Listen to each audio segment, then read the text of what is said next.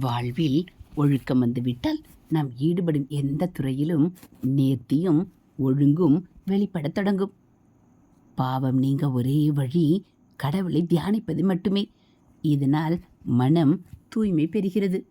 தியானம் செய்வதே அன்றாட வாழ்வின் முதல் பணியாக இருக்க வேண்டும். நாலா திசையிலும் மனம் ஓடிக்கொண்டிருக்கிறது. அதை முதலில் கட்டுப்படுத்தி பக்தியில் ஈடுபடுத்துங்கள். மற்றவர்களின் ஆசைகளை தூண்டும் விதத்தில் ஆடம்பரமாக வாழ்வது கூடாது. எல்லோருமே எளிய வாழ்க்கை வாழத் தொடங்கினால் சமுதாயத்தில் அமைதி உண்டாகும்.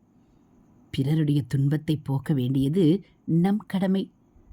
பணம்தான் என்றில்லாமல் உழைப்பாலோ வாக்காலோ முடிந்த உதவியை செய்ய வேண்டும். ஹரஹர சங்கர ஜெய ஜெய சங்கர, ஹரஹர சங்கர ஜெய ஜெய சங்கர. மகா பெரியவா சரணம். இது மகா பெரியவா அருள்வாக்கு.